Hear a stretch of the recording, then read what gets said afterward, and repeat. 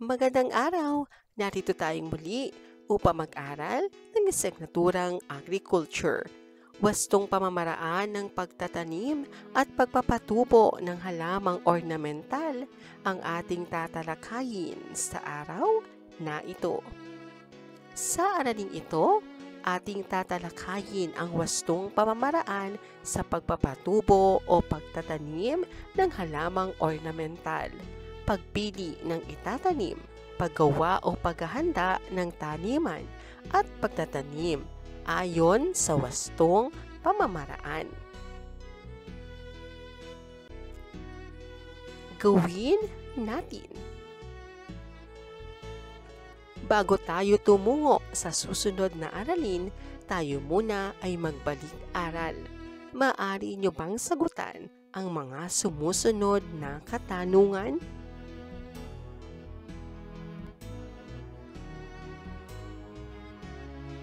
May mga pakinabang na makukuha sa pagtatanim ng mga halamang ornamental gaya ng sumusunod. Alin ang hindi kabilang sa grupo? A. Napagkakakitaan. B. Nagpapaganda ng kapaligiran. C. Nagbibigay ng liwanag. At D. Naglilinis ng maruming hangin. Ang sagot ay C. Paano nakapagpapaganda ng kapaligiran ang pagtatanim ng halamang ornamental? A. Nagsisilbi itong palamuti sa tahanan. B. Nagbibigay kasiyahan sa pamilya. C. Nagbibigay ng liwanag. At D. Lahat ng sagot ay tama.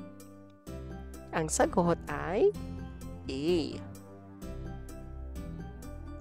Paano makakatulong sa pagsugpo ng polusyon ang pagtatanim ng halamang ornamental? A. Nililinis nito ang maruming hangin sa kapaligiran. B. Naiiwas nito na malanghap ng mga tao sa pamayanan at ng ating pamilya ang maruming hangin sa kapaligiran. C. Nakatutulong ito sa pag-iwas sa pagbaha. D, A at B. Ang sagot ay D. Pagpili ng itatanim na halamang ornamental. Ang mga halamang ornamental ay may iba't ibang katangian. May mga halaman o punong ornamental na mataas, may mababa, may namumulaklak, at di namumulaklak. May madaling palaguin, may mahirap palaguin. May nabubuhay sa lupa at may nabubuhay sa tubig. Kaya, mahalagang piliin ang itatanim na halamang ornamental na angkop sa lugar na pagtataniman.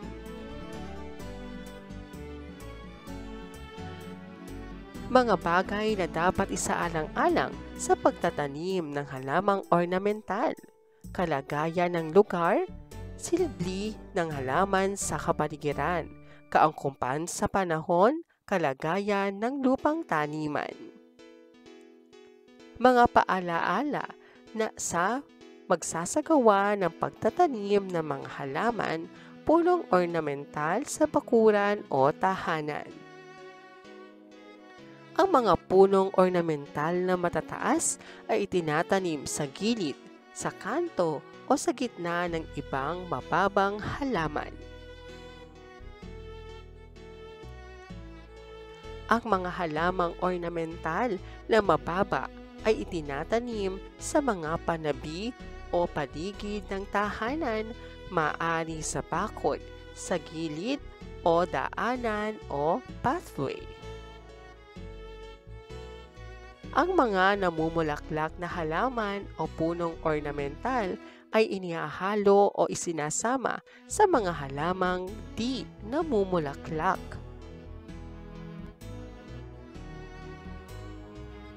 Ang mga halaman o punong ornamental na madaling palaguin ay maaaring itanim kahit saan, ngunit ang mahirap palaguin ay tinatanim sa lugar na maaalagaan itong mabuti.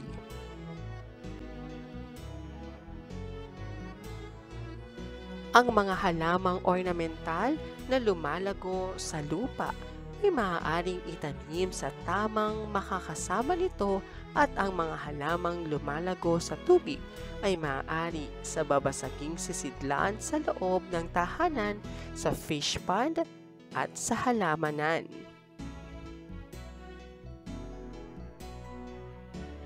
Paggawa o paghahanda ng taniman.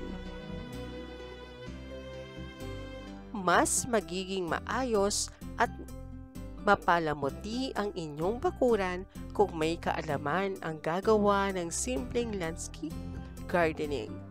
Alamin muna ang anyo ng lupang taniman kung sakaling hindi maganda ang dating mga tanim. Maaaring madagdagan ng lupang mataba o anumang organikong bagay na maaaring ihalo. Hindi lalago ng maayos ang mga pananim kapag tuyo, matigas at bitak-bitak ang lupa. Ganito rin ang mangyayari kapag malakit at sobrang basa ang lupa. Ano ang dapat mong gawin kapag ang uri ng lupa na pagtataniman ay tuyo, matigas at bitak-bitak, kung ito ay malakit at sobrang basa? Kapag ang lupa ay tuyo, matigas at bitak-bitak, nararapat na haluan ito ng mga organikong bagay gaya ng binulok o decomposed na mga halaman tulad ng diyami, tinabas na damo, mga tuyong dahon at mga dumi ng hayop upang maging mabuhaghag ang lupang tataniman. Kapag malakit at sobrang basa, haluan din ito ng compost upang lumuwag ang lupa.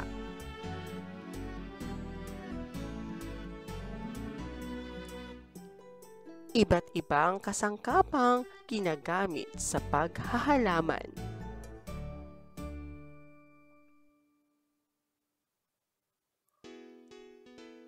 Asarol. Ito ay ginagamit sa pagbubungkal ng lupa upang ito ay mabuhaghag.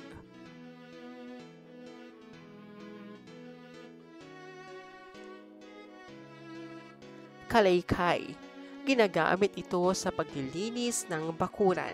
Tinitipon nito ang mga kalat sa halaman tulad ng mga dahong tuyo, tuyong damo at iba pang kalat.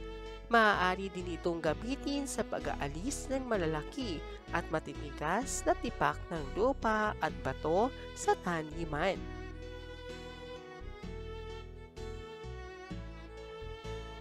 Piko. Ito ay ginagamit upang durugin at pinuhin ang mga malalaking tipak na bato.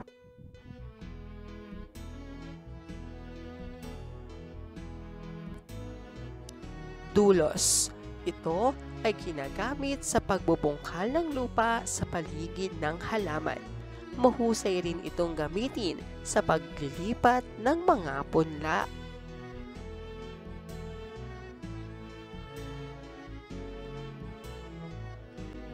Regadera. Ginagamit ito sa pagdidilig. Ito'y may mahabang lagusan ng tubig na may maliit na butas sa dulo.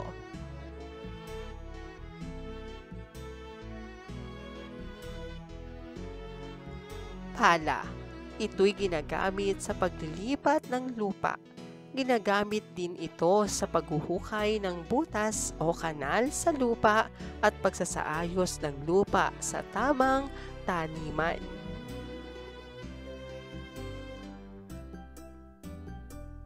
Itak. Pamutol sa mga sanga at puno ng malalaking halaman.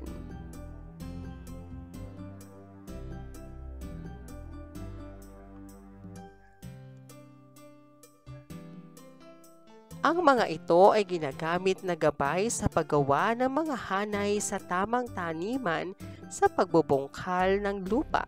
Tinutusok ang mga tulos sa apat na sulok ng lupa at tinalian ng pisi upang sundin bilang gabay. Gawin natin. Pag-aralan ang mga sumusunod na larawan. Gamiting gabay ang checklist na nasa ibaba upang masagutan ang mga katanungan.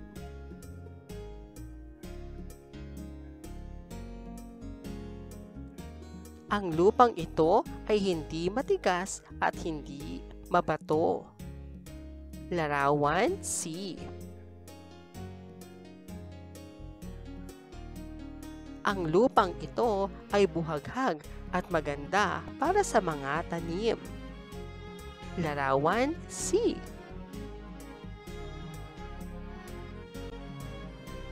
Ang lupang ito ay madaling taniman. Larawan C.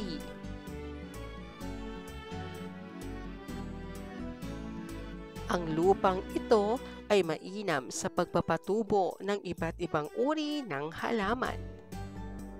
Larawan C. Alin sa mga larawan ang pinakamainam upang taniman ng halaman? Ang lupang nasa larawan C po ang pinakamainam na taniman ng halaman.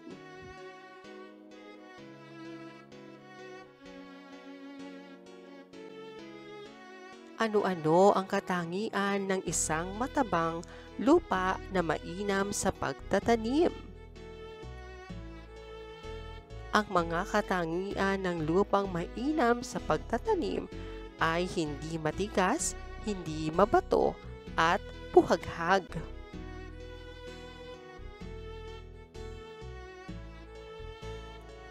Ano ang mangyayari sa binhi kung ito ay itatanim sa mabatong lupa, matigas at tuyong lupa? Bukod po sa mahirap na taniman ang mga lupang katulad nito, hindi rin po makabubuhay ng halaman kung ganitong uri ng lupa ang gagamitin sa pagtatanim.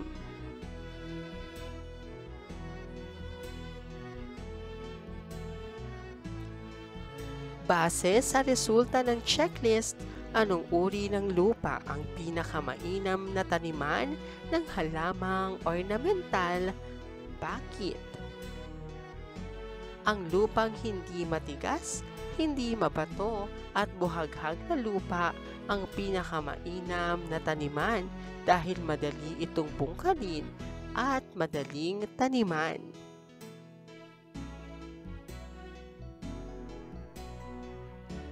Gawin natin. Ang paghahalaman ay nangangailangan ng masusing pagpaplano upang maging matagumpay. Gamit ang iyong natutuhan sa paggawa ng disenyo ng halamang ornamental, gumawa ng plano ng taniman ng halamang ornamental.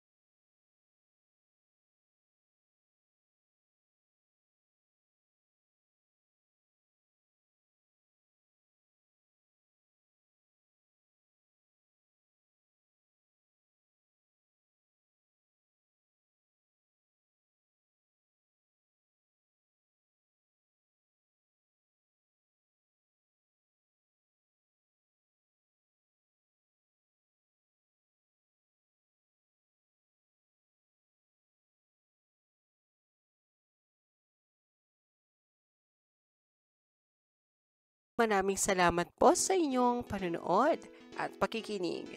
Hanggang sa muling pag-aaral ng asignaturang Agriculture. Paalam!